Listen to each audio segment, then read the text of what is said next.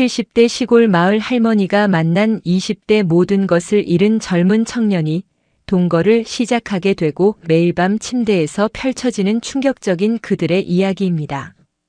구독과 좋아요를 해주시면 더 좋은 사연으로 보답하겠습니다. 지리산의 웅장한 산세가 병풍처럼 둘러싸고 섬진강의 맑은 물줄기가 젖줄처럼 흐르는 전라남도 구례의 작은 마을 화엄리. 그곳에는 시간이 멈춘 듯한 낡은 흙집 한 채가 고즈넉이 자리하고 있었다. 76의 임고은 할머니가 십수년째 홀로 지키고 있는 집이었다. 거친 세월을 고스란히 이고 있는 석가래와 군데군데 이가 빠진 돌담은 할머니의 삶과 꼭 닮아 있었다. 반질반질하게 달아 윤이 나는 마루는 그녀의 부지런함을, 볕이 잘 드는 툇마루에 놓인 낡은 호박 방석은 그녀의 따스한 성정을 말해주었다. 고운 할머니의 하루는 마을에서 가장 먼저 시작되었다. 동쪽 능선 너머로 희미한 여명이 번지기 시작할 무렵이면 어김없이 부엌 아궁이에 불을 지폈다. 타닥타닥 마른 장작이 타들어가는 소리는 할머니의 적막한 아침을 깨우는 유일한 소리였다. 가마솥에 끓인 구수한 숭늉으로 속을 데우고 나면 할머니는 지팡이에 몸을 의지한 채 마당으로 나섰다. 지리산의 맑은 공기를 폐부 깊숙이 들이마시는 것으로 그녀의 진짜 하루가 시작되었다. 마당 한편의 작은 텃밭은 그녀의 세상이었다. 상추, 고추, 쑥갓, 도라지 자식처럼 애지중지 돌보는 채소들은 할머니의 외로움을 달래주는 가장 살가운 벗이었다. 마을 사람들은 그런 고운 할머니를 화엄리의 보살이라 불렀다. 텃밭에서 난 채소는 철마다 이웃집 밥상에 올랐고 솜씨 좋게 담근 장아찌와 김치는 홀로 사는 노인들의 훌륭한 반찬이 되어주었다. 누구네 집에 힘든 일이 생기면 가장 먼저 달려가 등을 두드려주는 것도 갓 시집온 새댁이 서툰 살림에 눈물 지을 때 조용히 지혜를 나눠주는 것도 그녀의 몫이었다. 그러나 정작 자신의 속의 것은 누구에게도 쉽게 털어놓지 못했다. 할머니의 마음속에는 지리산 천왕봉에 쌓인 눈처럼 결코 녹지 않는 깊은 슬픔이 자리하고 있었다. 20년 전 바로 저 지리산에서 유일한 아들을 잃은 후부터였다.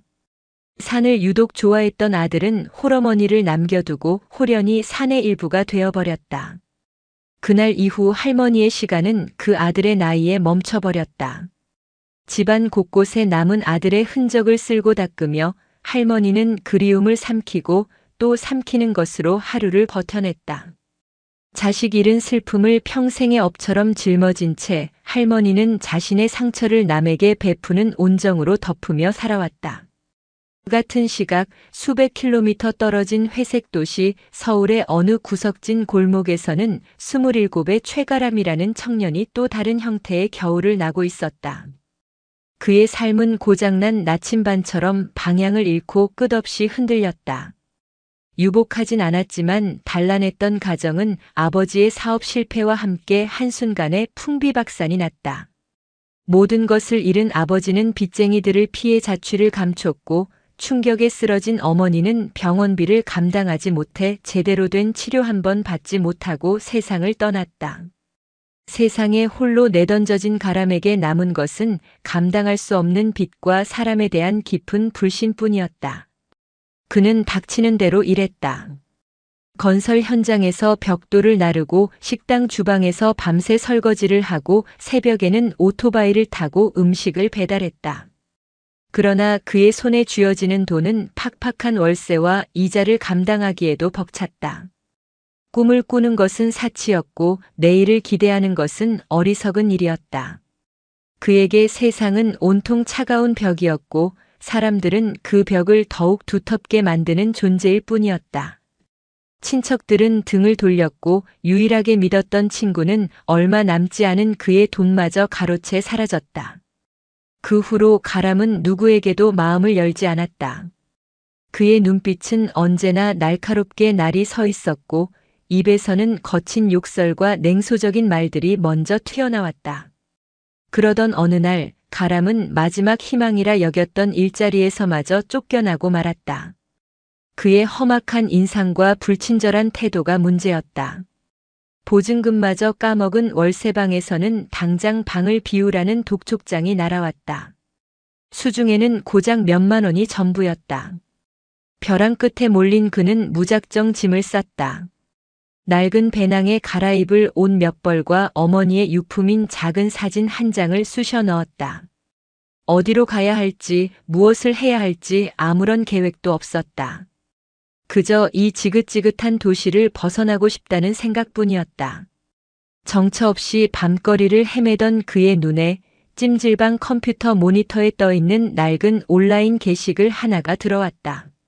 몇 년은 좋게 지난 듯한 귀농 청년 숙식 제공이라는 제목의 글이었다. 내용은 시골의 한 농가에서 일손을 도우면 숙식을 해결해 준다는 것이었다. 지푸라기라도 잡는 심정이었다. 그는 게시글에 적힌 주소와 희미한 전화번호를 낡은 수첩에 되는 대로 갈겨 적었다. 제대로 된 정보인지 확인할 겨를도 없었다. 그는 그 길로 남은 돈을 털어 구례로 향하는 야간 버스에 몸을 실었다. 창밖으로 빠르게 스쳐 지나가는 도시의 불빛들을 보며 그는 생각했다. 이것은 도피가 아니라 마지막 발버둥이라고. 그렇게 서로 다른 상처와 고독을 끌어안은 두 사람의 삶이 지리산의 깊은 품 안에서 예기치 않게 교차하기 시작하고 있었다. 꼬박 5시간을 달려 도착한 구례 버스터미널의 새벽 공기는 서울의 그것과는 결이 달랐다. 매캐한 매연 대신 맑고 서늘한 흙냄새와 풀냄새가 가람의 폐부 깊숙이 스며들었다. 하지만 낯선 곳이 주는 해방감도 잠시, 그는 이내 막막함에 휩싸였다.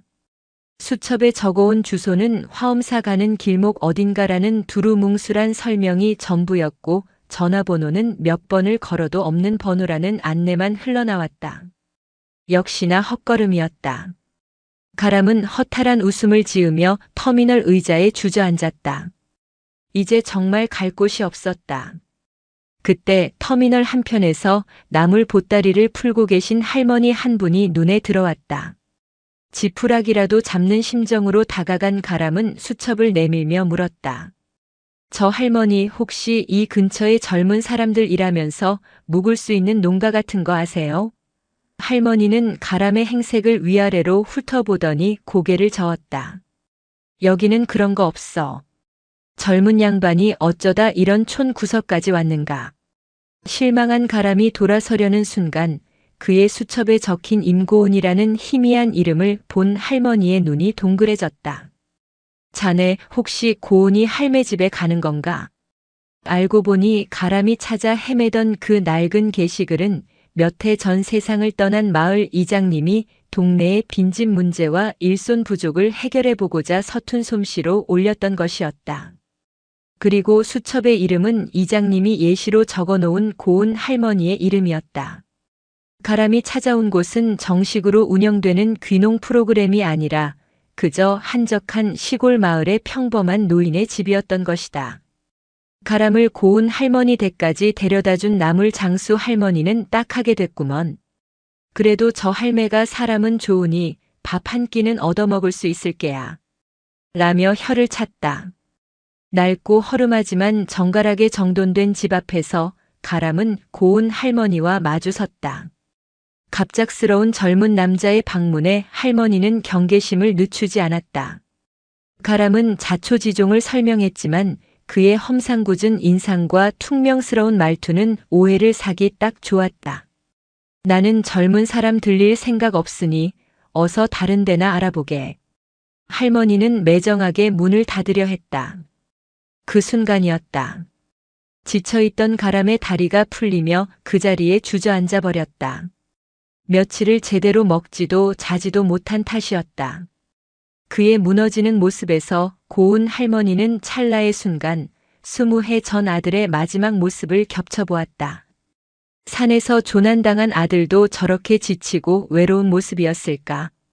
할머니의 마음 한구석이 왈칵 무너져 내렸다. 평생을 닫아두었던 연민의 문이 아주 조금 삐걱거리며 열리는 소리가 났다. 일단 들어와.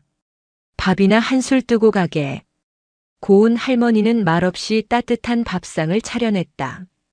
갓 지은 쌀밥과 구수한 된장찌개, 그리고 텃밭에서 막 뜯어온 싱싱한 쌈 채소가 전부인 소박한 밥상이었다. 가람은 며칠 만에 처음으로 맛보는 따뜻한 집밥 앞에서 잠시 망설였다. 하지만 이내 허겁지겁 밥을 입안으로 밀어넣기 시작했다. 눈앞이 흐려질 정도로 뜨거운 눈물이 밥알과 함께 목구멍으로 넘어갔다. 얼마 만에 느껴보는 온기인지 얼마 만에 받아보는 조건 없는 친절인지 알 수 없었다. 어머니가 돌아가신 후 그는 늘 차갑고 딱딱한 음식으로 허기를 채워왔다. 밥 한 그릇이 이토록 뜨겁고 아픈 위로가 될 수 있다는 것을 그는 처음 알았다. 가람의 먹는 모습을 잠자코 지켜보던 고운 할머니는 그의 텅 빈 밥그릇에 다시 밥을 눌러 담아주었다. 천천히 먹어라. 채알라. 그 무심한 한마디에 가람은 결국 참았던 울음을 터뜨렸다. 어깨를 들썩이며 서럽게 우는 그의 모습은 더 이상 세상을 향해 으르렁거리는 짐승이 아니었다. 그저 기댈 곳 하나 없이 세상에 내버려진 상처 입은 어린아이에 불과했다. 할머니는 말없이 그의 등을 두드려 주었다. 거칠고 주름진 손길이었지만 그 어떤 부드러운 손길보다도 따뜻했다. 그날 밤 가람은 고운 할머니의 집 아랫목에서 잠이 들었다. 할머니는 갈 곳 없는 청년을 차마 내치지 못했다. 당분간만일세. 날이 풀리면 자네 갈 길을 찾아야 해. 할머니는 쌀쌀맞게 말했지만 가람을 위해 뽀송뽀송하게 말린 이불을 꺼내주었다. 그렇게 두 사람의 기묘한 동거가 시작되었다. 처음 며칠은 서로에게 보이지 않는 벽을 치고 으르렁거리는 고슴도치와 같았다. 새벽같이 일어나 움직이는 할머니와 밤늦게까지 잠 못 이루고 뒤척이다 늦잠을 자는 가람의 생활 패턴은 상극이었다. 가람은 할머니의 소소한 잔소리가 간섭처럼 느껴졌고 할머니는 가람의 무뚝뚝하고 정리정돈 안 된 모습이 영 마음에 들지 않았다. 젊은 애가 방구석은 돼지우리처럼 하고 어서 일어나서 마당이나 쓸어. 아, 좀 알아서 한다고요. 해 뜨려면 아직 멀었잖아요. 두 사람은 사사건건 부딪혔다. 가람은 할머니가 주는 밥을 얻어먹는 것 외에는 방에 틀어박혀 나오지 않았고 할머니는 그런 가람의 방문을 보며 못마땅한 듯 혀를 찼다. 그러나 그 냉랭한 공기 속에서도 할머니는 단 한 끼도 거르지 않고 가람의 밥상을 차려냈다. 가람은 퉁명스럽게 밥을 먹으면서도 할머니가 차려준 밥은 단 한 톨도 남기지 않았다. 그것은 두 사람 사이에 오가는 유일한 소통 방식이자 서로를 향한 최소한의 예의였다. 아직은 서로를 향한 경계와 오해로 가득했지만 지리산의 맑은 햇살은 그들의 얼어붙은 마음을 아주 조금씩 아주 느리게 녹이기 시작하고 있었다. 화엄리의 시간은 도시의 시간과는 다른 속도로 흘러갔다. 째깍거리는 시계 초침소리 대신 바람소리와 새소리, 그리고 멀리서 들려오는 계곡 물소리가 시간의 흐름을 알려주었다. 가람은 처음 며칠간 그 느리고 고요한 시간에 적응하지 못해 안절부절 못했다. 방 안에 틀어박혀 스마트폰만 들여다보았지만 신호조차 제대로 잡히지 않는 산골 마을에서 그것은 무의미한 몸부림에 불과했다. 무료함과 답답함이 그를 짓눌렀다. 그러던 어느 봄날 아침 고운 할머니가 대나무 바구니를 들고 와 가람의 방문을 두드렸다. 가람아, 언제까지 방구석에만 처박혀 있을래? 나랑 산에나 가자. 지금 가면 먹을 게 지천이다. 가람은 귀찮다는 듯 인상을 썼지만 할머니의 성화에 못 이기는 척 따라 나섰다. 지리산의 품으로 들어서는 순간 그는 완전히 다른 세상과 마주했다. 겨우내 쌓였던 낙엽을 뚫고 돋아난 파릇파릇한 새싹들, 이름 모를 야생화들이 지천으로 피어 있었고 맑은 공기 속에는 흙냄새와 짙은 풀향기가 뒤섞여 있었다. 고운 할머니는 자신의 오랜 벗을 소개하듯 산의 모든 것을 가람에게 알려주었다. 이건 취나물이고 저건 고사리란다. 이건 향이 좋은 참나물이고 요건 약이 되는 곰취지. 산이 주는 것은 어느 것 하나 버릴 것이 없어. 욕심만 내지 않으면 언제나 넉넉하게 품을 내어준단다. 할머니는 익숙한 솜씨로 나무를 캐고 가람에게 나무를 구별하는 법을 가르쳐 주었다. 가람은 처음에는 시큰둥했지만 어느새 할머니의 설명에 귀를 기울이고 있는 자신을 발견했다. 그는 난생 처음으로 땅에 도단한 작은 생명들에게서 경이로움을 느꼈다. 도시에서는 그저 발밑에 보도블록 틈새를 비집고 나온 잡초에 불과했을 것들이 이곳에서는 저마다의 이름과 향기를 가진 소중한 존재였다. 그날 저녁 밥상에는 두 사람이 함께 캐온 산나물로 만든 요리들이 가득 올라왔다. 쌉싸름한 취나물 무침, 고소한 고사리 볶음, 향긋한 참나물 된장국. 가람은 자신이 직접 땀 흘려 얻은 것들로 차려진 밥상을 보며 묘한 감정에 휩싸였다. 한입 베어 무는 순간 입안 가득 퍼지는 진한 자연의 향기는 그가 이제껏 먹어왔던 그 어떤 음식과도 비교할 수 없었다.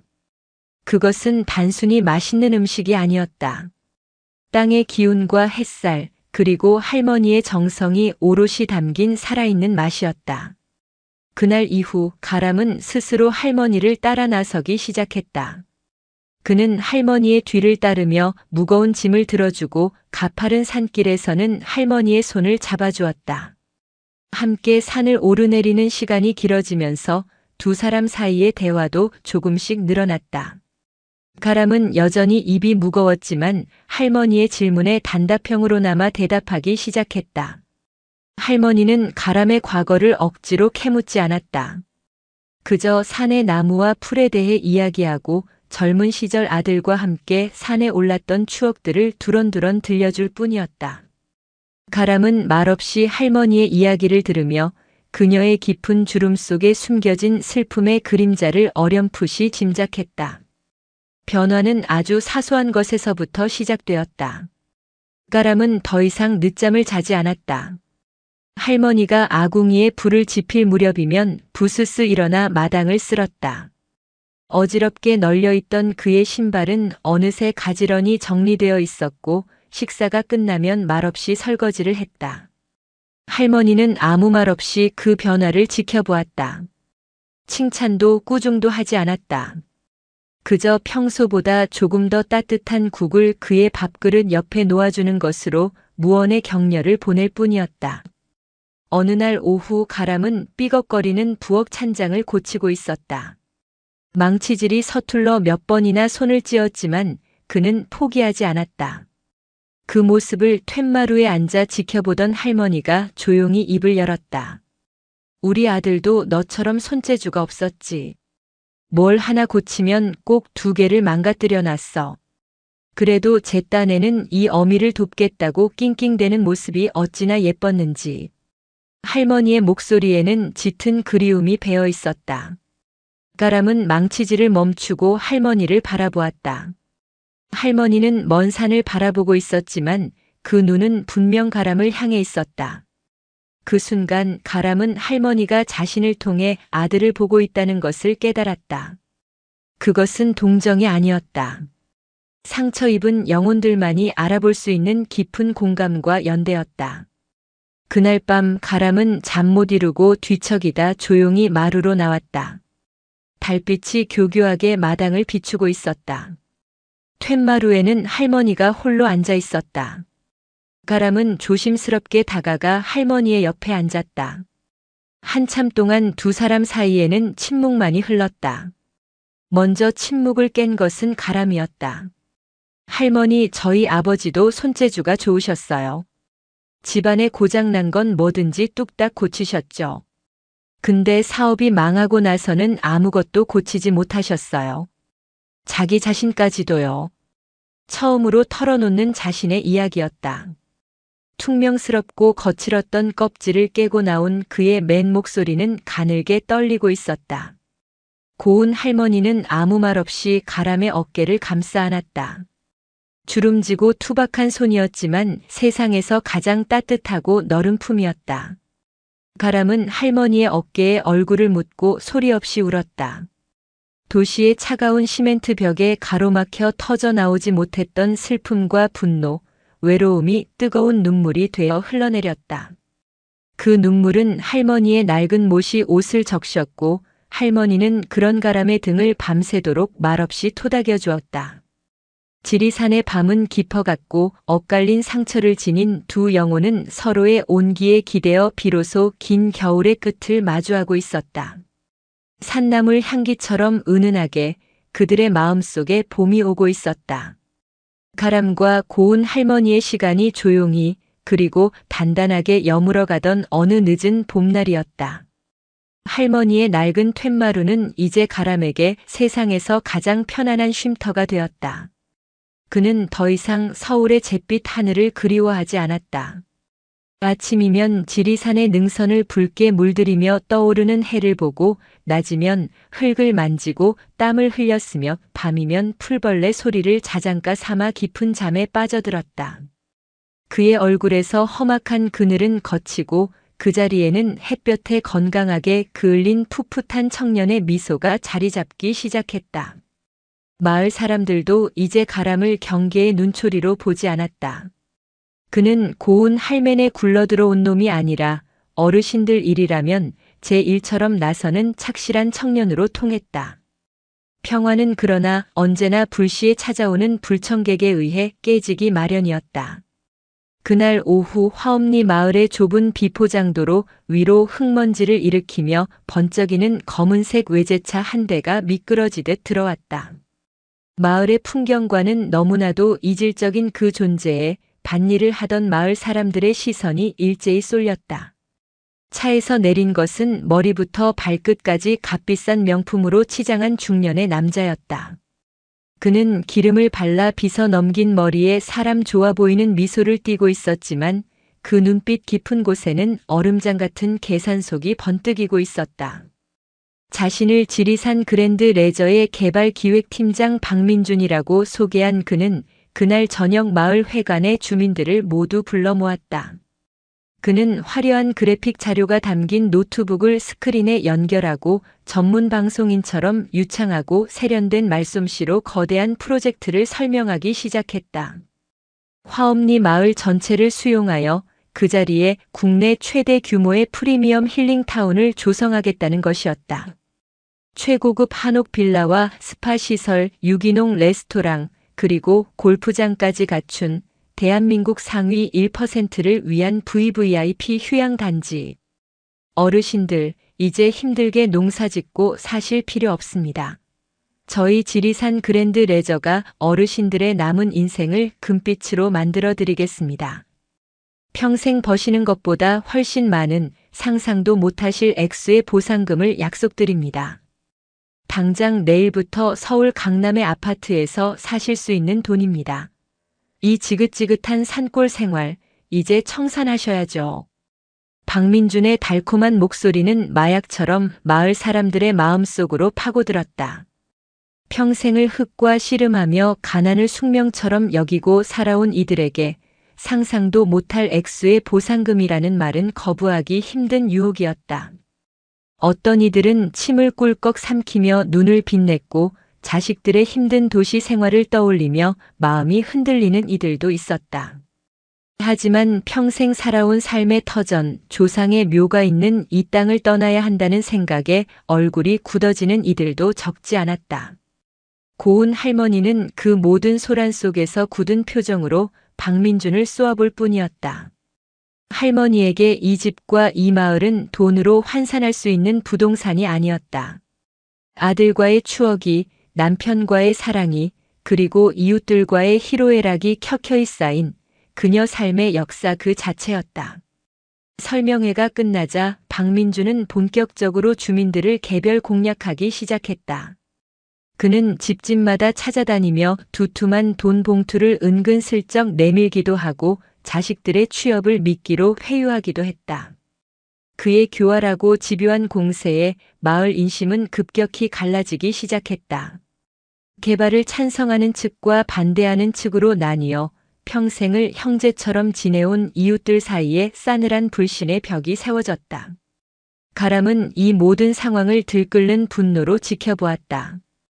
박민준의 가식적인 미소와 오만한 태도는 과거 자신의 가족을 파멸로 이끌었던 빚쟁이들의 얼굴과 겹쳐 보였다. 그는 고운 할머니의 평온을 그리고 자신이 겨우 찾아낸 이 작은 안식처를 파괴하려는 저 검은 그림자를 결코 용서할 수 없었다. 며칠 후 박민준이 보란 듯이 고운 할머니의 집을 찾아왔다. 그는 마당에서 장독을 닦고 있던 할머니에게 다가가 비단처럼 부드러운 목소리로 말을 걸었다. 어르신 소일거리 하시는 모습이 참 정겹습니다. 하지만 이제 이런 힘든 일은 젊은 놈들한테나 맡기시고 저희가 마련해드리는 강남의 최고급 실버타운에서 편안하게 여생을 보내시는 게 어떻겠습니까? 저희가 특별히 최고 대우를 약속드리겠습니다. 그의 말은 존댓말이었지만 그 안에는 노인의 삶을 자신의 기준으로 재단하는 오만함이 뚝뚝 묻어났다. 고운 할머니는 허리를 펴고 물 묻은 손을 행주치마에 닦으며 조용하지만 단호하게 대답했다. 나는 내 손으로 내 장독 닦고 내 밭에 씨 뿌리며 사는 게 가장 편안한 여생일세. 젊은이는 모를 게야. 돈으로 살 수 없는 것들이 지켜주는 삶이 얼마나 귀한지를. 할머니의 흔들림 없는 대답에 박민준의 얼굴에서 부드러운 미소가 싹 가셨다. 그는 차가운 눈빛으로 할머니의 남루한 옷차림과 낡은 집을 경멸적으로 훑어보았다. 마침 장작을 패서 들어오던 가람이 그 광경을 목격하고 성큼성큼 다가섰다. 누구신데 어르신께 무례하게 구십니까? 가람이 장작 더미를 내려놓으며 박민준의 앞을 막아섰다. 박민준은 가람의 흙 묻은 작업복과 거친 손을 경멸적으로 쳐다보며 비웃었다. 어르신 댁에 기생하는 젊은 친구인가? 어른들 일에 끼어들지 말고 자네 앞가림이나 잘하게. 이 집이 팔리면 자네도 결국 길바닥 신세 아닌가? 지금이라도 정신 차리고 어르신 설득이나 잘하게. 내가 특별히 자네 이사 비용은 두둑하게 챙겨주지. 박민준의 모욕적인 말과 돈으로 모든 것을 해결하려는 추악한 태도에 가람의 눈빛이 싸늘하게 빛났다. 과거의 그였다면 당장 주먹부터 날아갔을 터였다. 하지만 그는 분노를 억누르며 차갑게 말했다. 여긴 내 집이고 저분은 내 어머니요. 내 집에서 내 어머니께 함부로 하는 건 용서 못하니 당장 돌아가시오. 그의 단호한 목소리에 박민준의 얼굴이 일그러졌다. 그 순간 고운 할머니가 가람의 팔을 잡으며 나섰다. 내 아들 말이 맞네. 여긴 우리 집이니 불청객은 어서 나가주게. 내 아들이라는 말에 가람의 심장이 쿵 하고 내려앉았다. 동시에 뜨거운 무언가가 가슴 깊은 곳에서부터 차올랐다. 박민준은 두고 보시지 할망구. 그놈의 아들 타령하다가 알거지가 되어 쫓겨날 테니. 라는 악담을 퍼붓고는 돌아섰다. 그날 밤 가람과 고운 할머니는 아무 말 없이 밥을 먹었다. 하지만 두 사람의 눈빛 속에는 굳건한 신뢰와 함께 결코 물러서지 않겠다는 뜨거운 전의가 불타오르고 있었다. 지리산의 평화로운 밤 공기 속에 피할 수 없는 폭풍의 전조가 짙게 깔리고 있었다. 박민준이 남기고 간 폭풍의 씨앗은 화엄리 마을을 깊숙이 핥히기 시작했다. 오션 개발 측은 마을 곳곳에 정체불명의 젊은이들을 풀어놓았다. 그들은 밤마다 술에 취해 고성을 지르며 마을을 배회했고 개발에 반대하는 집 담벼락에는 붉은 페인트로 험악한 낙서를 해놓기도 했다. 심지어 고운 할머니가 애지중지 가꾸던 텃밭에 몰래 들어와 채소들을 마구 짓밟아 놓는 비열한 짓까지 서슴지 않았다. 마을의 공기는 날마다 흉흉해졌고 공포를 이기지 못한 몇몇 가구는 결국 개발 동의서에 도장을 찍고 말았다. 가람은 더 이상 참을 수 없었다. 그의 내면 깊숙한 곳에서 오랫동안 잊고 지냈던 잠자던 짐승이 서서히 눈을 뜨고 있었다. 과거의 그였다면 폭력으로 맞섰을 것이다. 하지만 지금의 그는 지켜야 할 것이 있는 사람이었다. 어머니와 이 마을을 지키기 위해서는 분노를 다스리고 더 차갑고 이성적으로 싸워야 한다는 것을 본능적으로 깨달았다. 그는 낡은 방 한 구석에서 밤을 새워가며 계획을 세우기 시작했다. 그의 싸움은 주먹이 아닌 머리에서부터 시작되었다. 가장 먼저 한 일은 적을 파악하는 것이었다. 그는 읍내 PC방으로 달려가 밤새도록 지리산 그랜드 레저와 박민준에 대해 샅샅이 파헤쳤다. 예상대로 그 회사는 최근 몇 년간 비슷한 방식으로 전국의 산골 마을을 돌며 무리한 개발을 강행해온 악덕 기업의 다른 이름이었다. 그 과정에서 수많은 소송과 분쟁에 휘말렸지만 교묘하게 법망을 빠져나가며 몸집을 불려온 전형적인 기업형 사냥꾼이었다. 가람은 그들이 남긴 과거의 기사들과 피해자들의 인터뷰를 하나도 빠짐없이 스크랩하고 분석했다. 그들의 약점과 상투적인 수법을 파악하는 것이 급선무였다. 다음으로 그는 마을 사람들을 자신의 편으로 만들어야 했다. 그는 보상금에 마음이 흔들리면서도 결정을 망설이던 젊은 축에 속하는 이씨 아저씨를 찾아갔다. 그는 감정에 호소하는 대신 자신이 밤새 조사한 자료들을 프린트해서 보여주었다. 아저씨, 이 사람들이 과거에 다른 마을에서 했던 짓들입니다. 처음에는 엄청난 보상금을 약속했지만 막상 공사가 시작되자 온갖 핑계를 대며 보상금을 깎고 결국 약속의 절반도 받지 못한 사람들이 태반입니다. 그리고 저 리조트가 들어서면 우리 같은 외부인은 출입조차 통제될 겁니다. 평생 살아온 고향 땅에 손님처럼 드나들어야 할 수도 있어요.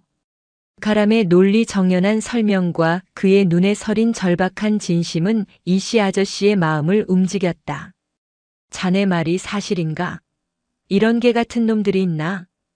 이씨 아저씨는 분노하며 가람의 든든한 아군이 되어주기로 약속했다. 이씨 아저씨를 시작으로 몇몇 젊은 장정들이 가람의 주위로 모여들기 시작했다. 그들은 더 이상 오션 개발의 협박에 무력하게 당하고만 있지 않기로 결심했다. 가람은 그들과 함께 화엄리 지킴이라는 작은 모임을 만들었다. 그들의 첫 번째 임무는 증거 수집이었다. 밤마다 조를 짜서 마을을 순찰하며 오션 개발 측 용역들이 벌이는 행패를 스마트폰 동영상으로 몰래 촬영했다. 고운 할머니는 아들의 이런 활동을 말없이 지지했다. 할머니는 밤늦게까지 순찰을 돌고 돌아온 청년들을 위해 따뜻한 국밥을 끓여주었고 다치지 않게 조심하거라. 싸우더라도 지혜롭게 싸워야 한다. 라며 싸움의 방향을 일깨워주는 정신적 지주 역할을 했다. 할머니의 든든한 지지와 청년들의 결속력은 마을의 분위기를 조금씩 바꾸어 놓았다. 싸움은 새로운 국면으로 접어들었다. 박민주는 마을 여론이 심상치 않게 돌아가자 더욱 교묘한 방법으로 분열을 조장했다. 그는 개발에 찬성하는 마을 이장에게 거액의 뇌물을 건네고 이장을 통해 가람이라는 청년은 서울에서 사기치고 도망 온 전과자다. 저런 놈 말을 믿으면 우리 마을 다 망한다. 라는 악의적인 헛소문을 퍼뜨리기 시작했다. 순박한 마을 사람들의 마음은 다시 흔들렸다. 화엄리 지킴이 내부에서도 가람의 과거를 의심하는 목소리가 나오기 시작했다. 가람은 순식간에 사면초가에 몰렸다. 사람에 대한 깊은 상처가 다시 덧나는 듯한 고통을 느꼈다. 그날 밤 모든 것에 지쳐버린 가람은 짐을 싸려 했다. 역시 자신은 어딜 가나 환영받지 못하는 존재라는 자괴감이 그를 짓눌렀다. 그때 고운 할머니가 그의 방으로 조용히 들어왔다. 할머니는 가람의 짐 싸는 손을 말없이 내려놓게 하고 그의 눈을 깊이 들여다보았다. 가람아, 내가 서울에서 무엇을 했든 어떤 사람이었든 나에게는 중요치 않다. 지금 내 눈앞에 있는 너는 이 늙은이를 지키기 위해, 우리 마을을 지키기 위해 자기 자신과 싸우고 있는 내 아들일 뿐이다. 다른 사람 말에 흔들리지 마라. 내 마음의 소리를 들어라. 그리고 이 어미는 너를 믿는다. 끝까지 믿을 것이다. 할머니의 흔들림 없는 믿음은 가람에 무너져 내리던 마음을 일으켜 세우는 기적과도 같았다. 그는 짐을 풀었다. 그리고 다시 한번 싸우기로 결심했다. 이번에는 정면 돌파였다. 다음 날 그는 마을 회관에 모든 주민을 모아달라고 요청했다. 자신을 둘러싼 소문에 대해 직접 해명하고 자신의 모든 것을 걸고 이 싸움의 끝을 보겠다는 결심을 밝히기 위해서였다. 박민준과 매수된 이장은 쾌재를 부르며 주민들을 소집했다. 제 발로 함정에 걸어 들어온 가람을 공개적으로 망신시켜 마을에서 완전히 쫓아낼 절호의 기회라고 생각했다. 마을 회관에는 팽팽한 긴장감이 감도는 가운데 가람은 굳은 표정으로 수많은 의심의 눈초리들 앞에 홀로 섰다. 잠자던 짐승은 이제 완전히 깨어나 자신의 모든 것을 걸고 포효할 준비를 하고 있었다. 마을 회관의 공기는 얼음장처럼 차가웠다. 주민들은 저마다 의심과 불안, 그리고 약간의 기대가 섞인 눈으로 단상 앞에 선 가람을 바라보고 있었다. 박민준과 마을 이장은 회관 맨 앞자리에 앉아 비열한 미소를 지으며 이 모든 상황을 즐기고 있었다. 그들 옆에는 험상궂은 인상의 용역 두어 명이 팔짱을 낀 채 위압적으로 서 있었다. 가람은 마이크를 잡았다. 그의 손은 미세하게 떨리고 있었지만 목소리는 놀라울 정도로 차분하고 단단했다. 화엄리 어르신들, 그리고 주민 여러분. 제가 어떤 사람인지 궁금해하시는 분들이 많은 줄 압니다. 이장님 말씀처럼 저는 서울에서 모든 것을 잃고 도망치듯 이곳에 온 사람이 맞습니다. 그의 솔직한 고백에 장내가 술렁였다. 박민준의 입가에 걸린 미소가 더욱 짙어졌다. 저는 가진 것도 배운 것도 없는 사람입니다. 사람을 믿지 못했고 세상을 원망하며 살았습니다. 그런 저를 아무 조건 없이 거두어 주시고 따뜻한 밥을 먹여주신 분이 바로 임고은 어머니십니다. 이곳 화엄리에서 저는 난생 처음으로 사람의 온기를 배웠고 가족이라는 것을 느꼈습니다. 가람은 잠시 말을 멈추고 회관 뒷자리에서 자신을 걱정스럽게 바라보는 고운 할머니와 눈을 맞추었다. 할머니는 말없이 고개를 끄덕여 주었다. 그런데 지금 어떤 사람들이 돈 몇 푼으로 그 모든 것을 빼앗으려 하고 있습니다. 그들은 어르신들의 삶과 추억이 깃든 이 땅을 그저 돈벌이 수단으로만 보고 있습니다. 가람은 박민준을 똑바로 쏘아보며 말했다. 박민준 팀장님, 당신들이 말하는 지리산 그랜드 레저의 개발 예정 부지가 지리산 국립공원 생태 보전 지구와 불과 50m도 떨어져 있지 않다는 사실을 알고 계십니까? 그곳은 법적으로 엄격하게 개발이 제한된 구역입니다. 그런데도 당신들은 군청에 제출한 환경영향평가 보고서에서 그 사실을 교묘하게 누락시켰습니다. 이것은 명백한 사기이자 불법입니다. 가람의 폭탄 발언에 회관은 물을 끼얹은 듯 조용해졌다. 박민준의 얼굴이 새하얗게 질렸다. 가람이 밤을 새워 찾아낸 것은 바로 그 결정적인 한 방이었다. 그는 단순히 인터넷 검색만 한 것이 아니었다. 읍내 도서관과 군청을 몇 번이고 드나들며 관련 법규와 지리산 국립공원 관리 규정, 그리고 과거의 판례까지 모조리 뒤져 찾아낸 결과물이었다. 어디서 말도 안 되는 소리를. 내 놈이 뭘 안다고 떠들어. 박민준이 벌떡 일어나 소리쳤다. 이장이 옆에서 거들었다. 저놈이 우리 마을을 이간질하려고 거짓말을 하는 겁니다. 절대 속아 넘어가시면 안 됩니다. 바로 그때였다.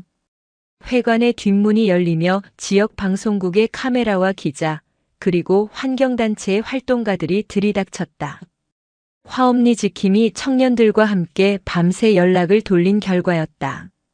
갑작스러운 카메라 세례에 박민준과 이장은 당황하여 얼굴을 가렸다. 기자들은 가람이 내민 서류 뭉치를 받아들고 쉴 새 없이 플래시를 터뜨렸다. 상황이 완전히 역전된 그 순간 고운 할머니가 지팡이를 짚고 천천히 단상으로 올라왔다. 할머니는 마이크를 잡고 카메라가 아닌 평생을 함께해온 이웃들의 눈을 하나하나 마주치며 말했다. 나는 글도 잘 모르고 법 같은 것은 더더욱 모릅니다. 하지만 이것 하나는 압니다. 우리 남편이 묻혀 있고 내 새끼가 뛰어놀던 이 땅은 돈으로 사고 팔 수 있는 물건이 아니라는 겁니다. 이 땅은 우리의 목숨이고 우리의 역사입니다. 저기 저 청년 가람이는 비록 내 배 아파 낳은 자식은 아니지만 이 목숨 같은 땅을 지키기 위해 자기 자신을 내던진 내게는 세상 가장 귀한 아들입니다. 여러분의 진짜 가족은 누구입니까? 번쩍이는 돈다발을 흔드는 저 사람들입니까? 아니면 땀 흘리며 여러분의 곁을 지키려는 저 아들입니까? 할머니의 진심 어린 호소는 그 어떤 논리적인 설명보다도 강한 힘을 가지고 있었다. 그 말은 주민들의 가슴 가장 깊은 곳을 울렸다. 돈 때문에 잠시 흔들렸던 마음, 이웃을 의심했던 부끄러움이 파도처럼 밀려왔다. 누군가 먼저 박수를 치기 시작했고 그 박수는 이내 회관 전체를 뒤흔드는 거대한 함성이 되었다. 이장은 고개를 숙인 채 주랭랑을 쳤고 박민준과 그의 용역들은 성난 주민들과 기자들에게 둘러싸여 옴짝달싹 못하는 신세가 되었다. 길고 길었던 싸움이 마침내 끝나는 순간이었다. 그날 저녁 화엄리 마을에서는 몇 년 만에 가장 큰 잔치가 열렸다. 주민들은 저마다 음식을 들고 고운 할머니의 집 마당으로 모여들었다. 잔치의 주인공은 단연가람이었다. 마을 어르신들은 가람의 손을 잡고 자네가 우리 모두의 아들일세. 정말 고맙네. 라며 눈시울을 붉혔다. 가람은 쑥스러워하면서도 가슴 깊은 곳에서 차오르는 벅찬 감동을 느꼈다. 그는 더 이상 세상에 혼자가 아니었다. 자신을 믿어주는 어머니와 함께 싸워준 든든한 이웃들이 있었다. 잔치가 끝나고 모두가 돌아간 깊은 밤, 고운 할머니와 가람은 나란히 툇마루에 앉아 환한 보름달을 바라보았다. 할머니는 아무 말 없이 가람의 머리를 쓰다듬어 주었다. 그 손길에서 고생했다, 내 아들. 참으로 장하다. 라는 100마디 말보다 더 깊은 위로와 사랑이 전해져 왔다. 가람은 할머니의 어깨에 조용히 머리를 기댔다. 검은 그림자가 거친 지리산의 밤하늘은 더없이 평화로웠고 두 사람의 마음에도 그 밤하늘처럼 깊고 고요한 행복이 가득 차올랐다. 진심이라는 가장 날카롭고 강한 무기로 그들은 마침내 자신들의 소중한 세상을 지켜낸 것이었다. 지리산의 품에 안긴 화엄리에서의 삶은 가람에게 있어 기적과도 같았다. 그는 매일 아침 새소리에 눈을 떴고 흙냄새 섞인 맑은 공기를 마시며 하루를 시작했다. 고된 노동으로 흘리는 땀은 더 이상 생존을 위한 발버둥이 아니었다. 그것은 땅과 교감하고 살아있음을 느끼는 경건한 의식이었다. 고운 할머니와 함께 텃밭을 가꾸고 함께 밥을 먹고 함께 웃는 소소한 일상 속에서 가람은 꽁꽁 얼어붙었던 자신의 마음이 스르르 녹아내리는 것을 느꼈다. 그는 더 이상 세상을 향해 나를 세운 고슴도치가 아니었다. 사랑하는 사람을 지키고 자신의 자리를 찾아낸 든든한 아들이었다. 그러나 견고하게 쌓아 올린 평화의 성벽은 언제나 가장 예상치 못한 곳에서부터 무너져 내리는 법이다. 그해 여름이 절정으로 치닫던 어느 주말 오후 고요하던 마을에 낯선 택시 한 대가 흙먼지를 일으키며 멈춰 섰다. 차에서 내린 것은 세련된 원피스 차림에 날카로운 명품 선글라스를 낀 중년의 여성이었다. 그녀의 옆에는 명품 시계를 찬 채 주변을 두리번거리는 남편과 최신형 스마트폰에서 눈을 떼지 못하는 아들이 기계처럼 따라 내렸다. 그들은 바로 10수년간 명절에나 겨우 한 번 얼굴을 비추던 고운 할머니의 유일한 혈육, 서울 사는 딸 선영과 그녀의 가족이었다. 느닷없는 딸의 방문에 고운 할머니는 버선발로 뛰어나가며 반가움을 감추지 못했다. 아이고, 이게 누구야? 내 딸 선영아, 아무 연락도 없이 어쩐 일이고. 하지만 선영의 얼굴에는 반가움보다 짜증과 탐색의 빛이 역력했다. 그녀는 어머니의 주름진 손을 건성으로 잡으며 마당 한쪽에서 물지개를 내려놓고 어색하게 서 있는 가람을 뱀처럼 차가운 시선으로 훑어보았다. 그 눈빛에는 웬 놈이지? 하는 노골적인 경계심과 의심이 가득했다. 엄마, 이 사람은 누구예요? 왜 젊은 남자가, 그것도 저런 행색을 한 사람이 우리 집에 있어요? 선영의 목소리는 잘 벼린 칼처럼 날카로웠다. 고운 할머니는 가람을 우리 아들이라고 소개했지만 선영은 코웃음을 치며 그 말을 무시했다. 사실 선영이 갑자기 시골을 찾아온 데에는 다른 꿍꿍이가 있었다. 뒤늦게 고향 마을의 리조트 개발 분쟁 소식을 접한 그녀는 개발이 무산되었다는 사실보다 어머니의 낡은 집이 엄청난 보상금을 받을 뻔했다는 사실에 귀가 번쩍 뜨였다. 만약 어머니가 편찮아지시거나 혹은 저 정체불명의 청년이 어머니를 꿰어 그 땅 문서를 가로채기라도 한다면 생각만 해도 아찔했다. 홀로 계신 어머니를 모신다는 그럴싸한 효심을 방패 삼았지만 그녀의 진짜 목적은 어머니의 재산을 자신의 통제하에 두고 호시탐탐 그 처분 기회를 노리려는 것이었다. 그날 저녁 고운 할머니가 정성껏 차린 밥상은 냉랭한 기운으로 가득 찼다. 선영은 가람이 갓 잡아온 민물고기로 끓인 매운탕에는 손도 대지 않은 채 서울 백화점에서 사온 인스턴트 반찬들만 깨작거렸다. 사위는 어색한 분위기를 무시하려는 듯 연신 주식과 부동산 이야기만 떠벌렸고 손자는 이어폰으로 귀를 막은 채 식탁 밑으로 스마트폰 게임에만 열중했다. 할머니와 가람이 함께 일구어낸 따뜻하고 정겨운 밥상의 온기는 그들의 이기적인 냉담함 앞에서 속절없이 식어갔다.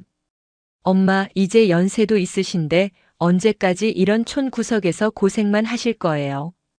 저희랑 같이 서울 가서 편하게 사세요. 이 집이랑 땅은 이참에 정리하고요. 식사가 끝나자마자 선영이 날카롭게 본론을 꺼냈다. 고운 할머니는 단호하게 고개를 저었다. 나는 여기가 좋다. 내 평생이 담긴 곳이다. 그리고 나에겐 이제 가람이가 있다. 내 아들이고 내 기둥이다. 그 말에 선영의 얼굴이 싸늘하게 굳어졌다. 엄마, 제정신이세요? 저놈이 누군 줄 알고 아들이라는 소리가 나와요. 척 보아하니 순진한 늙은이 등쳐먹으려는 제비족이구먼. 당장 저놈 내쫓지 않으면 저도 이제 엄마 안 보고 살 거예요. 선영의 입에서 나온 폭언은 날카로운 유리 조각이 되어 가람의 가슴에 박혔다. 그러나 그보다 더 아픈 것은 사랑하는 딸과 아들 사이에서 어찌할 바를 모르고 괴로워하는 고운 할머니의 얼굴을 보는 것이었다. 평생을 그리워했던 혈육과 이제는 자신의 심장과도 같아진 존재. 그 잔인한 선택지 앞에서 할머니의 마음은 갈갈이 찢어지는 듯 했다. 상황은 날이 갈수록 최악으로 치달았다. 선영은 가람을 투명인간 취급하며 철저히 무시했고 사위는 장모님, 요즘 세상이 흉흉해서요. 저희가 장모님 재산을 안전하게 관리해 드려야죠. 라며 노골적으로 인감도장을 요구했다. 손자는 시골 생활이 지루하다며 와이파이가 느리다고 온종일 투덜거렸다. 가람은 자신이 사랑하는 이 집에서 거추장스러운 이물질이 된 것만 같았다. 그는 할머니가 난처해질까봐 의도적으로 선영 가족과 마주치는 시간을 피했다. 새벽 일찍 집을 나서 늦은 밤에야 발소리를 죽여 들어왔다. 할머니와 단둘이 있을 때의 따뜻하고 행복했던 시간은 마치 한여름 밤의 꿈처럼 아득하게만 느껴졌다. 며칠이 지난 어느 날 밤 선영은 결국 할머니에게 감정적인 최후 통첩을 날렸다. 엄마, 마지막이에요. 저 엄마 배 아파 낳은 진짜 딸이랑 피부치 손주를 선택하실래요? 아니면 저 어디서 굴러먹다 왔는지도 모를 놈팽이를 선택하실래요? 둘 중 하나만 하세요, 오늘. 선영의 잔인한 말에 고운 할머니의 눈에서 굵은 눈물방울이 툭툭 떨어져 내렸다. 할머니는 아무 대답도 하지 못하고 그저 흐느낄 뿐이었다. 그 모든 대화를 방문 밖 어둠 속에서 숨죽여 듣고 있던 가람의 심장도 산산조각 나는 것 같았다. 자신이 할머니를 더 깊은 불행 속으로 밀어넣은 것은 아닐까? 어쩌면 자신은 처음부터 이곳에 와서는 안 될 존재였던 것은 아닐까? 이제는 자신이 떠나야만 할머니가 평화를 찾을 수 있는 것은 아닐까. 깊고 어두운 절망이 거대한 파도처럼 그를 덮쳐왔다. 평화롭던 화엄리의 밤하늘에 혈연이라는 이름의 거대한 폭풍이 몰아치고 있었다. 선영의 가족이 머무는 동안 고운 할머니의 낡은 흙집은 차가운 얼음성으로 변해버렸다. 선영은 집요하고 계획적으로 가람과 고운 할머니 사이를 파고들었다. 그녀는 할머니가 듣는 앞에서 일부러 큰 소리로 가람을 비난했다. 엄마, 저 청년이 밤마다 엄마랑 한 방에서 잠을 잔다면서요? 세상에 흉흉한 일이 얼마나 많은데 늙은이한테 무슨 짓을 할 줄 알고요.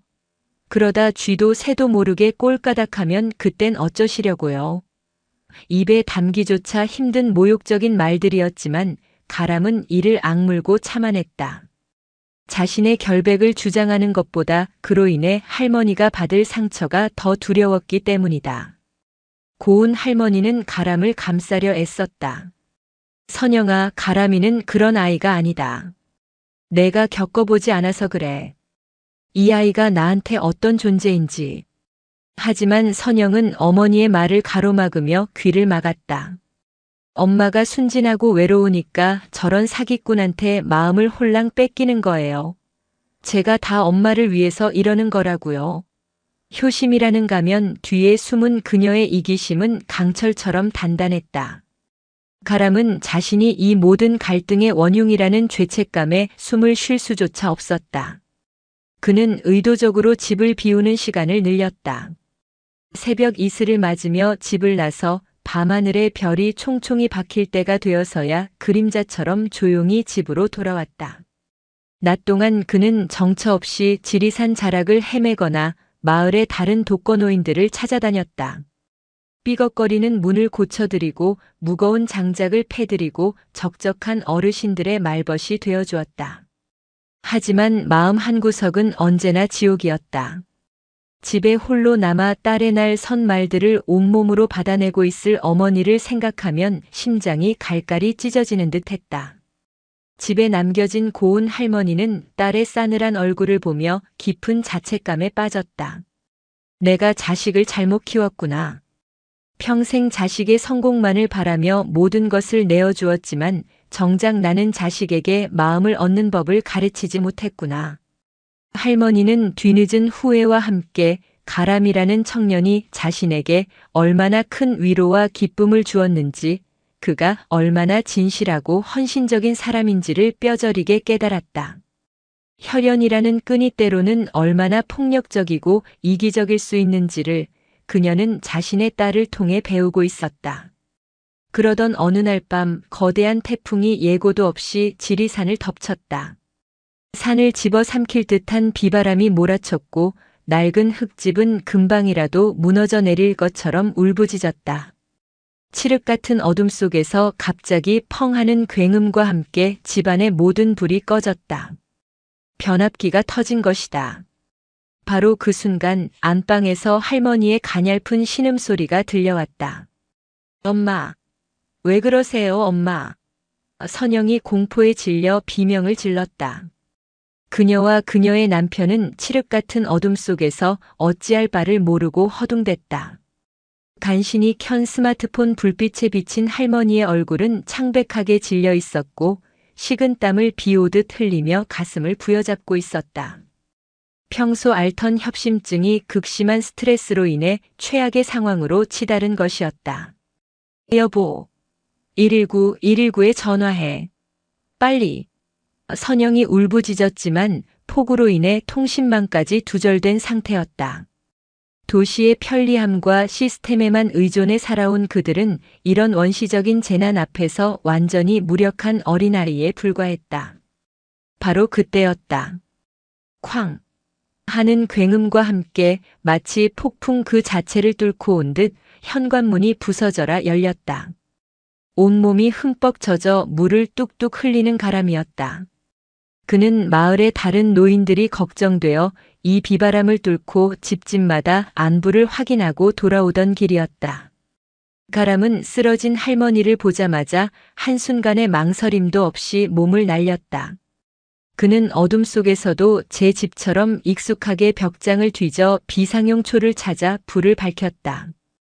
그리고는 할머니의 상태를 재빨리 살폈다. 어머니, 정신 차리세요.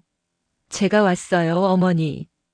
그는 할머니의 옷고름을 느슨하게 풀어 숨통을 틔워주고 의식을 잃지 않도록 계속해서 말을 걸며 손과 발을 주물렀다. 그의 침착하고 능숙한 응급처치는 당황해서 울부짖기만 하는 선영 부부와 극명한 대조를 이루었다. 이러고 있을 시간이 없어요. 당장 병원으로 모셔야 합니다. 여가람은 마른 이불을 가져와 할머니의 몸을 감쌌다. 그리고는 자신의 등보다도 커 보이는 할머니를 조금의 주저함도 없이 등에 둘러맸다. 제가 어머니를 업고 읍내 병원까지 뛰겠습니다. 그의 목소리에는 강철 같은 의지가 서려 있었다. 밖은 여전히 나무가 뿌리째 뽑힐 듯한 비바람이 몰아치고 있었다. 10리도 넘는 칠흑 같은 산길을 이 폭풍우를 뚫고 걸어간다는 것은 거의 자살행위에 가까운 일이었다. 미쳤어? 제정신이야? 이 날씨에 어딜 가겠다는 거야? 사람 죽일 일 있어. 선영의 남편이 경악하며 소리쳤다. 하지만 가람은 그를 돌아보지도 않았다. 그의 눈에는 오직 어머니를 살려야 한다는 불타는 일념뿐이었다. 비켜주십시오. 가람은 굳건한 목소리로 외치며 성큼성큼 어둠과 폭풍 속으로 자신의 몸을 던졌다. 선영과 그녀의 가족은 번개가 칠 때마다 어둠 속에 나타났다 사라지는 가람의 거대한 뒷모습을 그저 넋을 잃고 바라볼 수밖에 없었다. 핏줄 하나 섞이지 않은 저 청년이, 자신들이 그토록 경멸하고 멸시했던 저 청년이 지금 자신들의 어머니를 구하기 위해 기꺼이 자신의 목숨을 내던지고 있었다. 그 압도적인 헌신과 거룩한 뒷모습 앞에서 선영은 자신이 얼마나 어리석고 초라하며 부끄러운 딸이었는지를 뼈저리게 깨달았다. 어둠 속에서 밝혀진 것은 희미한 촛불만이 아니었다. 그것은 바로 한 인간의 위대한 진심이었다. 태풍은 마치 지리산의 모든 것을 집어삼키려는 듯 맹렬하게 울부짖었다. 거친 비바람이 강철 채찍처럼 가람의 온몸을 후려쳤고 발밑은 온통 급류처럼 변해버린 진흙탕이라 한 걸음을 떼는 것조차 사투였다. 한치 앞도 보이지 않는 어둠 속에서 그는 오직 오랜 시간 맨발로 다져온 이 산길의 감각에만 의존해 필사적으로 나아갔다. 등에는 어머니의 희미한 온기와 가쁜 숨결이 생명의 무게 그대로 전해져 왔다. 그것이 가람을 버티게 하는 유일한 이유이자 꺼져가는 그의 의지를 붙드는 마지막 동아줄이었다. 그는 행여나 어머니의 체온이 떨어질까봐 비에 젖어 축축한 자신의 겉옷을 벗어 어머니를 더 단단히 감쌌다. 어머니, 조금만 참으세요. 거의 다 왔어요. 제가 있잖아요. 그가람은 헐떡이는 숨을 몰아쉬며 자신에게 그리고 등에 업힌 어머니에게 끊임없이 말을 걸었다. 어머니가 의식의 끈을 놓지 않게 하려는 필사적인 몸부림이었다. 그는 어머니와 함께했던 짧지만 행복했던 기억들을 쉬지 않고 되뇌었다. 함께 산나무를 캐며 웃던 일, 툇마루에 나란히 앉아 별을 보던 밤, 자신의 서툰 망치질을 보며 우리 아들이라 불러주던 어머니의 따뜻한 목소리. 어머니, 저한테 장 담그는 법 알려주신다고 약속했잖아요. 그 약속 지키셔야죠. 저 아직 어머니한테 배울 게 산더미란 말이에요. 그러니까 제발 저 혼자 두고 가시면 안 돼요. 그가람의 목소리는 빗소리와 뒤섞여 절규처럼 어둠 속으로 퍼져나갔다. 그것은 단순한 외침이 아니었다. 세상에서 유일하게 자신을 믿어주고 사랑해준 가족을 잃고 싶지 않은 한 청년의 피 맺힌 기도였다. 시간의 감각이 사라지고 육체의 고통이 한계를 넘어선 순간 가람의 다리는 더 이상 그의 것이 아닌 것처럼 후들거렸고 온몸의 힘이 모래알처럼 빠져나가는 것 같았다. 바로 그때 저 멀리 폭우의 장막 너머로 희미한 불빛 하나가 아른거렸다. 읍내 보건소의 비상등이었다. 마지막 남은 신락 같은 희망을 발견한 가람은 초인적인 힘을 쥐어짜냈다. 그는 보건소 문을 거칠게 밀치고 들어서며 외쳤다. 살려주세요. 제발 우리 어머니 좀 살려주세요. 그리고 그는 그 자리에 나무 토막처럼 쓰러져 그대로 의식을 잃었다. 얼마 후 비바람이 조금 잦아들자 차를 몰고 겨우 보건소에 도착한 선영은 충격적인 광경과 마주했다. 의사와 간호사들이 분주하게 움직이며 고운 할머니에게 응급처치를 하고 있었고 그 옆 간이 침대에는 탈진하여 핏기 하나 없는 얼굴로 링거를 맞고 있는 가람이 잠들어 있었다. 그의 온몸은 긁히고 찢긴 상처투성이었다. 할머니의 치료를 마친 늙은 의사는 선영에게 다가와 말했다. 조금만 늦었으면 큰일 날 뻔했습니다. 심근경색 초기 증상이었어요. 어머님을 업고 이 폭풍우를 뚫고 온 저 청년이 아니었다면 상상도 하기 싫군요. 저 청년이 어머님의 생명의 은인입니다. 진짜 아들보다 더한 일을 해냈소. 의사의 말 한마디 한마디는 날카로운 심판의 망치가 되어 선영의 가슴을 사정없이 내리쳤다. 다음 며칠간 보건소의 작은 병실에는 무겁고 어색한 침묵만이 흘렀다. 의식을 되찾은 고운 할머니는 아직 몸을 제대로 가누지는 못했지만 다행히 고비를 넘기고 안정을 찾아가고 있었다. 가람은 자신의 몸이 회복되자마자 밤낮으로 할머니의 곁을 그림자처럼 지켰다. 그는 정성스럽게 미음을 쑤어 식은 할머니의 입에 한 숟갈씩 떠먹여 주었고 따뜻한 물수건으로 할머니의 얼굴과 손발을 정성껏 닦아주었다. 때로는 옛날 이야기를 들려주는 할아버지처럼 나지막하고 다정한 목소리로 신문 귀퉁이의 시를 읽어주기도 했다. 그 모습은 너무나도 자연스럽고 헌신적이어서 마치 오랜 세월 병든 어머니를 모셔온 진짜 아들의 모습, 바로 그녀 자신이 했어야만 했던 모습이었다. 선영은 그 모든 광경을 병실 문 밖에서 죄인처럼 숨어 지켜볼 수밖에 없었다. 자신이 당연하게 차지해야 했을 자리를, 자신이 마땅히 했어야 할 역할을 피 한 방울 섞이지 않은 저 청년이 묵묵히 대신하고 있었다. 부끄러움과 죄책감 그리고 형언할 수 없는 경외감이 그녀의 마음속에서 거대한 소용돌이처럼 휘몰아쳤다.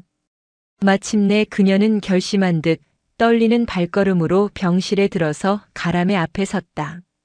저 정말 미안했어요. 선영의 목소리는 물에 젖은 솜처럼 무겁고 작게 떨렸다. 가람은 묵묵히 그녀를 올려다보았다. 내가 정말 눈이 멀었었어요. 당신처럼 진심으로 우리 엄마를 위하는 목숨까지 내놓는 사람을 의심하고 모욕하다니 정말 미안합니다. 그리고 고맙습니다. 우리 엄마를, 내 엄마를 구해줘서 정말 고맙습니다. 선영의 눈에서 뜨거운 눈물이 봇물처럼 쏟아져 내렸다. 그것은 위선이나 동정이 아니었다. 자신의 오만과 이기심을 깨달은 한 인간의 진심 어린 참회의 눈물이었다. 그날의 눈물은 모든 것을 바꾸어 놓았다. 고운 할머니가 퇴원하여 화엄리 집으로 돌아왔을 때 집안의 분위기는 완전히 달라져 있었다. 선영은 더 이상 가람을 경계하거나 무시하지 않았다. 오히려 서툰 솜씨로나마 부엌일을 도우려 애썼고 가람에게 어머니의 건강 상태와 식단에 대해 묻고 조언을 구했다. 그녀의 남편과 아들도 이전과는 달리 가람을 존경과 감사가 담긴 눈으로 대했다. 서울로 돌아가기 전날 밤 선영은 어머니의 방에 조용히 들어가 무릎을 꿇었다. 엄마, 저 내일 서울로 가요. 고운 할머니는 말없이 딸의 손을 잡아주었다. 엄마 행복하게 사세요. 이 집에서 가람 씨랑 아니, 내 동생이랑 같이요. 이제야 알겠어요. 누가 엄마의 진짜 가족인지. 제가 그동안 너무 못되고 어리석은 딸이었어요. 죄송해요. 엄마 정말 죄송해요. 모녀는 서로를 부둥켜 안고 한참을 흐느꼈다. 수십 년간 쌓였던 오해와 원망, 서운함의 벽이 마침내 무너져 내리는 순간이었다. 다음 날 아침 선영의 가족은 떠났다. 떠나는 그들의 얼굴에는 후련함과 함께 이전에는 볼 수 없었던 따뜻한 미소가 걸려 있었다. 그날 저녁 고운 할머니와 가람은 오랜만에 단둘이 툇마루에 앉아 붉게 물드는 지리산의 노을을 바라보았다. 할머니는 가람의 상처투성이 손을 잡고 조용히 말했다. 가람아, 내 아들이 되어주겠느냐? 호적에 올리는 그런 서류상의 아들 말고 그냥 이 늙은이의 진짜 아들 말이다. 가람은 아무 말 없이 고개를 끄덕였다. 그의 눈에서는 뜨거운 눈물이 쉴 새 없이 흘러내렸다. 그 눈물은 슬픔이 아닌 세상 가장 큰 행복과 감사의 눈물이었다. 거대한 폭풍우가 지나간 화엄리에는 이제 그 어떤 시련에도 흔들리지 않을 혈연을 뛰어넘은 위대한 사랑으로 맺어진 단단한 가족이 뿌리를 내리고 있었다.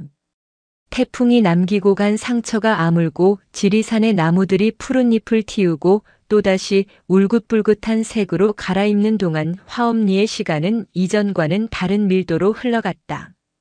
가장 큰 변화는 고운 할머니와 가람의 관계, 그리고 그들을 둘러싼 세상의 시선이었다. 가람이 할머니의 아들이 되기로 맹세한 그날 이후 두 사람 사이에는 이전의 애틋함과 동지애를 넘어 깊고도 평온한 강물 같은 가족의 정이 흐르기 시작했다. 이제 가람의 입에서는 더 이상 할머니라는 말이 나오지 않았다. 아침에 일어나 잠이 덜 깬 목소리로 밥상 앞에서 마주 앉아 혹은 밭일을 하다 무심코 부를 때에도 그의 입에서는 너무나도 자연스럽게 어머니라는 말이 흘러나왔다. 처음에는 어색함에 몇 번이고 입술을 깨물었지만 고운 할머니가 그 말을 들을 때마다 온 세상의 햇살을 다 모은 듯 환한 미소를 지어 보이는 것에 용기를 얻었다. 할머니 역시 가람을 부를 때면 우리 아들 혹은 내 강아지라는 꿀처럼 달콤한 애칭을 사용했다. 그 다정한 호칭이 낡은 흙집의 석가래 사이를 오갈 때마다 집안의 공기는 솜사탕처럼 부드럽고 따스한 온기로 가득 찼다. 그들의 하루는 고요한 산사의 아침처럼 경건하게 시작되었다. 가람은 이른 새벽 아직 동쪽 능선이 희미하게 푸르스름할 무렵이면 어김없이 일어나 가장 먼저 어머니의 방을 살폈다. 밤새 굳었을 어머니의 어깨와 다리를 주무르는 것으로 그의 하루는 시작되었다. 아이고 시원하다. 우리 아들 손은 천하제일 약손이야. 할머니의 잠결에 잠긴 목소리가 들려올 때면 가람은 비로소 안도의 한숨을 내쉬었다. 그 후 마당으로 나가 텃밭에 정성껏 물을 주고 밤새 내린 이슬을 머금어 더욱 싱그러워진 채소들을 보며 하루의 생기를 얻었다. 아침 식사는 언제나 두 사람이 함께 준비했다. 가람이 쌀을 씻어 가마솥에 밥을 안치면 할머니는 솜씨 좋게 된장찌개를 끓였다. 김이 모락모락 피어나는 밥상에 마주 앉아 그날의 날씨와 바칠 계획에 대해 나누는 소소한 대화는 그 어떤 진수성찬보다 값지고 행복한 것이었다. 가람의 삶은 이제 더 이상 미래에 대한 막연한 불안과 과거에 대한 쓰라린 원망으로 채워져 있지 않았다. 그는 화엄리에 어머니의 곁에 자신의 영혼을 단단히 뿌리내리고 있었다. 마을 어르신들의 꾸준 일을 돕는 날이면 은솔 할머니는 새벽부터 일어나 아들을 위해 정성껏 도시락을 쌌다. 갓 지은 따끈한 밥 위에 손수 만든 깻잎장아찌와 탐스러운 계란말이를 얹고 낡은 보온병에는 구수한 숭늉을 가득 채웠다. 어머니, 제가 알아서 사 먹어도 되는데 뭘 이렇게까지 가람이 미안함에 머리를 극적이면 할머니는 그의 등을 툭 치며 말했다. 사 먹는 밥이 어미가 해준 집밥만 하겠냐. 우리 아들 온 동네 일 다 하려면 든든하게 먹어야지. 그 도시락은 고된 노동에 지친 가람에게 어머니의 사랑이 담긴 가장 큰 힘이 되어 주었다. 삶의 안정을 찾자 가람의 시야는 자신과 어머니를 넘어 마을 전체로 넓어졌다. 화엄리에는 자식들을 모두 도시로 떠나보내고 홀로 남은 노인들이 많았다. 그들은 아파도 병원에 가기 힘들었고 집안에 형광등이 나가도 갈아 끼울 사람이 없어 어둠 속에서 며칠씩 지내기 일쑤였다. 그들의 외로운 그림자에서 가람은 고운 할머니를 만나기 전 깊은 절망 속에서 하루하루를 버텨냈을 어머니의 지난 시간을 보았다. 그리고 자신이 받은 이 기적 같은 사랑과 온기를 이제는 다른 이들에게 나누어야 할 때임을 깨달았다. 어느 날 저녁 가람은 어머니에게 조심스럽게 자신의 계획을 털어놓았다. 어머니, 제가 화엄니 아들이 되어보면 어떨까요? 저처럼 젊은 사람이 없는 어르신들 댁에 찾아가서 아들 노릇도 해드리고 굳은 일도 제가 다 맡아서 하고요. 고운 할머니는 아들의 기특하고 따뜻한 생각에 눈시울이 붉어졌다.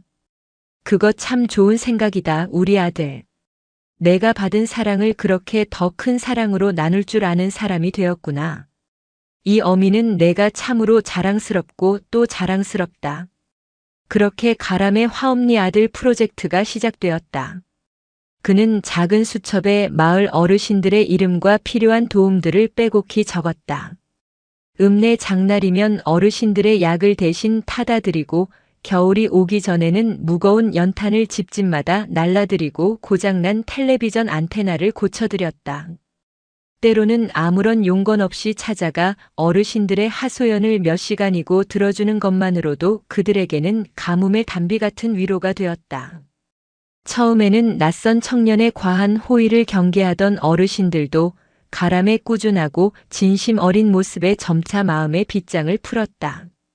이제 마을 사람들은 가람을 고운 할매 집에 사는 청년이 아니라 우리 모두의 든든한 막내 아들로 여기기 시작했다. 가람은 그 속에서 진정한 삶의 보람과 존재의 이유를 찾았다. 그는 더 이상 서울의 번듯한 빌딩과 화려한 성공을 꿈꾸지 않았다. 그의 꿈은 바로 이곳 지리산 화엄리에서 사랑하는 사람들과 함께 서로를 보듬으며 행복하게 늙어가는 것이 되었다. 가람이 마을에 새로운 활기를 불어넣는 동안 고운 할머니에게도 놀라운 변화가 찾아왔다. 든든한 아들이라는 버팀목이 생기자 평생을 짓누르던 자식 잃은 슬픔과 깊은 외로움은 봄눈 녹듯 스르르 사라졌다. 그 빈자리에는 잊고 살았던 삶에 대한 의욕과 소녀 같은 열정이 샘솟았다. 할머니는 장롱 가장 깊숙한 곳에 넣어두었던 빛바랜 보자기를 꺼내 들었다. 그 안에는 젊은 시절 곱게 물들여 며느리에게 주려 했던 하얀 명주 천들이 고이 잠들어 있었다. 아들이 세상을 떠난 후 할머니는 그 천들을 차마 들여다볼 용기조차 내지 못했었다. 가람은 켜켜이 쌓인 먼지를 털어내며 빛바랜 천을 소중하게 매만지는 어머니의 모습을 보고 그녀의 마음에 잠들어 있던 꿈을 깨워주기로 결심했다. 그는 읍내 시장에 나가 가장 좋은 백반과 매염제를 구해왔고 집에서 가장 햇볕이 잘 드는 마당 한편에 어머니만을 위한 작은 염색 공방을 만들어 주었다. 커다란 가마솥을 걸고 맑은 샘물을 길어다 부었다. 어머니, 이제 어머니 하고 싶은 거 마음껏 하세요. 무거운 건 제가 다 할게요. 처음에는 이 나이에 주책맞게 무슨 이라며 손사래를 치던 할머니도 아들의 지극한 정성에 못 이기는 척 다시 쪽물을 풀고 치자를 빻기 시작했다. 할머니는 가람과 함께 지리산에 올라가 염색에 쓸 재료들을 직접 구했다. 붉은 빛을 내는 소목, 노란빛의 치자, 푸른빛의 쪽, 갈색빛의 도토리. 할머니는 자연이 내어주는 고운 빛깔들을 하얀 천 위에 하나하나 물들였다. 거칠어진 손마디 때문에 예전처럼 솜씨가 곱지는 않았지만 펄펄 끓는 가마솥 앞에서 땀 흘리며 천을 매만지는 그녀의 얼굴에는 그 어떤 젊은 예술가보다도 뜨거운 열정과 생기가 넘쳐 흘렀다. 가람은 거기서 멈추지 않았다. 그는 어머니의 솜씨가 세상에 알려지길 바랐다. 그는 서툰 솜씨로 스마트폰을 배워 어머니의 작품 사진을 찍어 지리산 고운 빛깔이라는 이름으로 인터넷에 올리기 시작했다. 자연의 색을 그대로 담은 할머니의 천은 금세 입소문을 탔다. 도시의 공예가들과 디자이너들에게서 주문이 들어오기 시작했고 작은 시골 마을의 흙집 마당은 세상에서 가장 아름다운 색들이 태어나는 기적의 공간이 되었다. 멀리 서울에 있던 선영에게도 그 기적 같은 소식은 전해졌다. 그녀는 이제 의무감이나 죄책감 때문이 아니라 진심으로 어머니의 안부와 행복을 궁금해하며 거의 매일같이 영상통화를 걸어왔다. 어머니, 얼굴이 소녀처럼 폈네. 우리 동생 덕분인가 봐. 그녀는 이제 스스럼 없이 가람을 동생이라 불렀다. 계절이 바뀔 때마다 서울에서는 커다란 소포가 도착했다. 소포 안에는 어머니를 위한 값비싼 영양제와 함께 가람을 위한 최신 등산화와 고급 작업복이 나란히 들어있었다. 어느 영상 통화에서는 선영의 아들, 즉 고운 할머니의 손자가 수줍게 화면 앞으로 다가왔다. 저, 삼촌, 할머니 옆에 있어 주셔서 감사해요. 어색하지만 진심이 담긴 손자의 인사의 가람은 가슴이 뭉클해졌다. 끊어졌던 가족의 인연이 자신이라는 이름의 다리를 통해 더욱 단단하고 따뜻하게 이어지고 있음을 느꼈다. 선영은 다음 휴가에는 가족 모두가 화엄리로 내려가 며칠 묵으며 어머니의 염색일을 돕고 싶다는 뜻을 비췄다.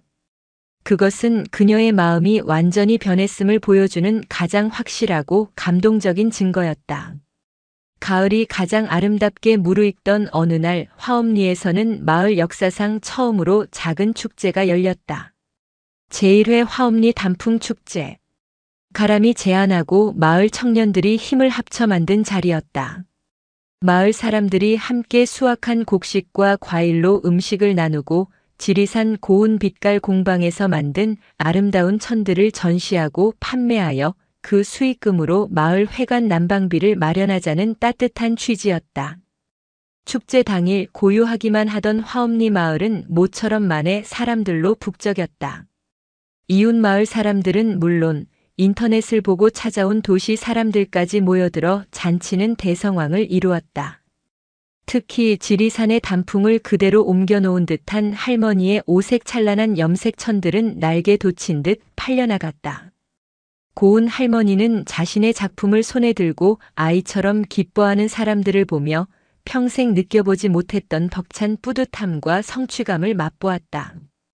축제가 절정으로 치달을 무렵 가람의 손에 이끌려 고운 할머니가 마을 회관 앞 임시 무대 위로 올라섰다. 마이크를 잡은 할머니는 잠시 동안 북적이는 사람들과 그 한가운데서 자신을 향해 세상 가장 환한 미소를 짓고 있는 아들 가람을 번갈아 바라보았다. 그리고 떨리는 목소리로 하지만 온 마을이 들을 수 있도록 또렷하게 말했다. 이 늙은이의 다 끝난 것 같던 삶에, 그리고 우리 화엄리 마을에 꺼져가던 등불을 다시 환하게 밝혀준 내 아들 최가람에게 다들 고맙다고 장하다고 박수 한 번만 쳐주시겠습니까? 할머니의 말이 끝나자 마을을 가득 메운 모든 사람들이 약속이라도 한 듯 가람을 향해 우레와 같은 박수와 환호를 보냈다. 가람은 쑥스러움에 어쩔 줄 몰라 하면서도 뜨거운 눈물이 뺨을 타고 흐르는 것을 막을 수 없었다. 그 박수 소리는 그가 화엄리에서 보냈던 모든 시간, 모든 아픔과 노력, 그리고 진심을 온 세상이 인정해주는 가장 따뜻하고 위대한 대답이었다. 그날 밤 모든 소란이 잦아들고 마을이 다시 고요한 어둠에 잠겼을 때 고운 할머니와 가람은 집 앞 툇마루에 나란히 앉아 머리 위로 쏟아질 듯 총총히 박힌 별들을 바라보았다. 서늘하고 청명한 밤바람이 두 사람의 뺨을 부드럽게 스쳐 지나갔다. 두 사람은 아무 말도 하지 않았지만 그 침묵은 그 어떤 절절한 대화보다도 깊은 교감과 사랑으로 가득 차 있었다. 어머니, 저 앞으로도 계속 화엄리에서 살 거예요. 어르신들 돕고 어머니 염색일도 돕고 그러다 저도 어머니 같은 좋은 사람 만나면 여기서 가정도 꾸리고 싶어요. 가람이 밤하늘을 보며 나지막이 말했다. 고운 할머니는 말없이 아들의 어깨에 머리를 기댔다. 그래, 그러자. 우리 아들. 여기서 이 어미랑 같이 오래오래 행복하게 살자. 두 사람은 한참을 그렇게 앉아 있다가 조용히 집 안으로 들어섰다. 언제나처럼 한 방에 나란히 누워 어머니가 손수 지은 포근한 이불을 덮었다. 창밖으로 들려오는 귀뚜라미 소리는 세상에서 가장 평화로운 자장가 같았다. 스르르 잠이 들려는 가람의 귓가에 어머니의 따뜻한 속삭임이 들려왔다. 잘 자라, 내 아들. 가람은 꿈결처럼 희미하게 미소 지으며 대답했다. 어머니도요. 좋은 꿈 꾸세요. 그들의 이야기는 여기서 끝나지 않을 것이다. 지리산 화엄리 바람이 머무는 그 자리에서 피 한 방울 섞이지 않았지만 세상 그 누구보다 강한 사랑으로 맺어진 한 어머니와 아들의 이야기는 계절이 수없이 바뀌어도 변치 않는 지리산의 푸른 소나무처럼 영원히 계속될 것이었다.